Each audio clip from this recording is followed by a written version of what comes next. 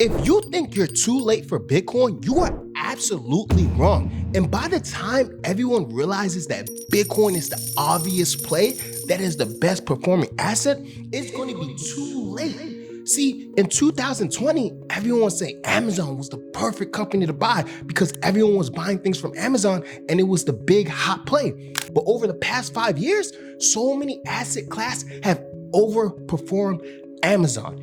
Amazon's only been up about 50% in the past 5 years, right? But you could have got more in S&P 500. You could have got more with Bitcoin by a long shot. You could have got more with Nvidia, right? But by the time everyone says something is a good play, it's way too late.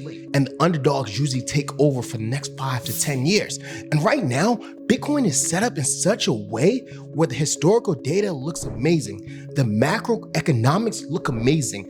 The interest rates cuts are bringing liquidity into the system, as well as institutional investors are making it into a market where Bitcoin is accessible for everyone and there's constant buyers. But in this video, I'm going to explain to you why you're not too late for Bitcoin. Right now is actually the perfect time and setup for you to buy Bitcoin. So look at where we are in the cycle. What is the cycle? Traditionally, Bitcoin, we go through a 4-year cycle, and the 4-year cycles are supposed to be set by something called the halving event. What is the halving event? Bitcoin has a limited supply of 21 million Bitcoins that will ever be created. And every 4 years, the amount of Bitcoin that you get from mining, so you have to actually mine Bitcoin to get Bitcoin flowing into the ecosystem. So the miners would get maybe, let's say 100 Bitcoin. And then 4 years later, it would get cut in half to 50 Bitcoin. The next 4 years, it would get cut in half to 25 Bitcoin. Then from there, every 4 years, it's half and half and half. So the amount of Bitcoin that someone gets from mining it goes lower and lower every 4 years, which would cause a supply shock, right? Because there's less Bitcoin that'll be circulating, which will cause the prices to go up, right? Traditionally, people say the 4-year cycle is what causes price to go up. So you have your 4-year cycle. Last year we had one, the halving on the 2024, and then you'd have a blow off top the next year towards Q4. So usually you could see 100% gains, Bitcoin doubling, tripling prices in such a short time period, maybe 2-3 weeks, maybe a few days, right? So right now we've had that halving and we're in Q4 where we're supposed to see a blow off top, right? But in this cycle has been different from most other cycles. Why? Because institutional investors have been investing in them. Usually Bitcoin, what happened was retail people. So that's like people like me and you. We have 9-to-5 jobs, we have families. We're not market makers. We're not like BlackRock. We're not major large hedge funds, right? We're just regular people who have our job and we want to just store our money in somewhere that has a little bit of volatility so we can get some gains. So now institutional investors such as Michael Saylor, he owns a company called Strategy, BlackRock, these are big hedge funds that are investing, and they have an ETF called IBIT. So they're getting a bunch of their institutional investors who have millions, hundreds of millions, billions of dollars to invest into Bitcoin through their ETF. We also have nation states buying Bitcoin, right? We have America having a strategic Bitcoin reserve and talking about eventually buying Bitcoin. We also have the president's family, Trump. Trump is buying Bitcoin and his family is buying Bitcoin. Their family has a company called Liberty Financial. Their company is the 5th largest Bitcoin treasury. So what does that mean? They're the 5th largest company that owns Bitcoin on their balance sheet, right? So what I'm saying is back in the day, institutions and lawmakers and Bitcoin, right? They were trying to make it so people couldn't invest in Bitcoin. I remember 2017, I had SunTrust Bank. I tried to buy Bitcoin. They automatically blocked the transaction. It would be very, very hard to buy Bitcoin. You have to do a bunch of different loopholes just to buy Bitcoin. Now it's very easy to buy Bitcoin, right? And then on top of that, right? Gold just hit its all-time high. So usually what happens is gold usually runs up and then Bitcoin follows. And on top of that, M2 money supply. What is the M2 money supply? That is the amount of money and currencies just circulating in the world, right? So Bitcoin usually is very sensitive to money, liquidity, right? So the more dollars that's circulating in the world, the more currency, yen, euros, the more Bitcoin usually goes up. right? And so the M2 money supply has been exploding pretty much all year. And then on top of that, we have interest rate cuts. What does interest rate cuts mean? That means the cost of borrowing dollars are going down and down and down. So that means more debt is going to go into the system, right? And when more debt goes into the system, that means more dollars get printed and printed.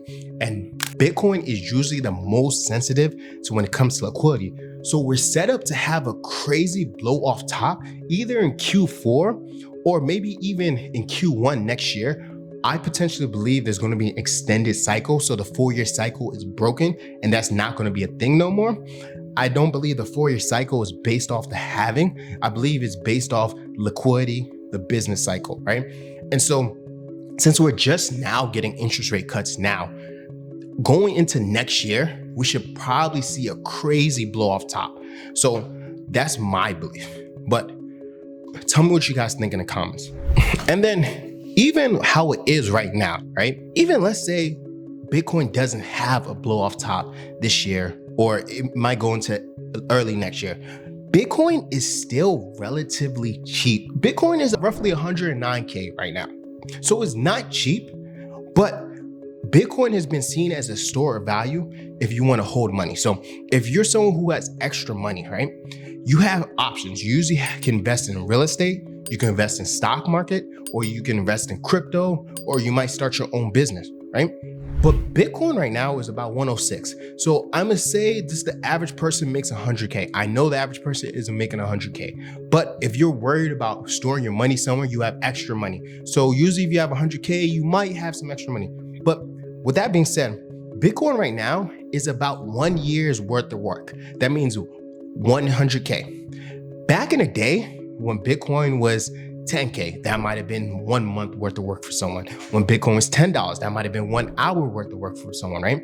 So over time, Bitcoin, it takes more hours of your labor and more hours to get 1 Bitcoin. In the future, when Bitcoin is 500K, that's going to be 5 years worth of someone's work to get 1 Bitcoin. When Bitcoin is $1 million, that's going to be a decade's worth of work. So let's say you can just work 1 year right now, save everything you have for 1 year to buy 1 Bitcoin. In 10 years, that 1 year worth of work is going to be worth 10 years worth of work, right? And then from there, and 100 years, that could be 1,000 years worth of work, right? And you could pass that down to your kids. Another good thing about Bitcoin, it preserves your purchasing power, right? So if you start measuring things in Bitcoin, life gets cheaper for you. What do I mean? Most people, the American dream is to buy a house, right? See, if you save in Bitcoin, it'll be cheaper for you to buy more houses.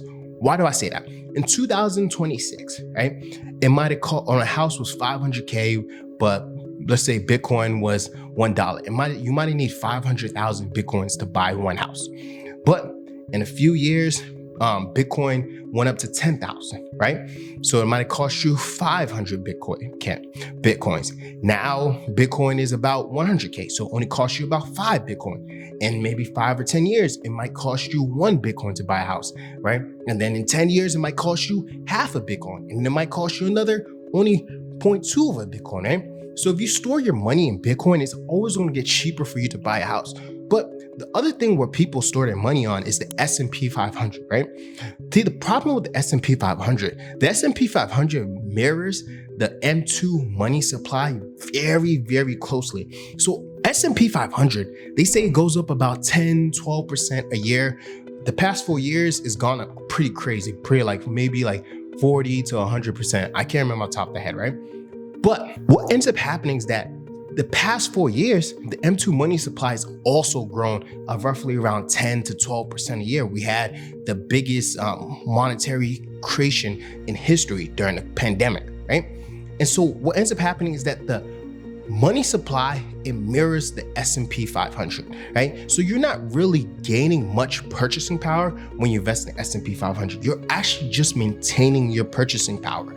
So realistically, you're not going to be able to really buy more stuff by holding the S&P 500. You're just maintaining your purchase power. But when you invest in Bitcoin, you're able to buy more and more stuff, right? So if you guys like this kind of content, put in the comments what you guys think and let me know what you guys want to see next. And check out this video right here.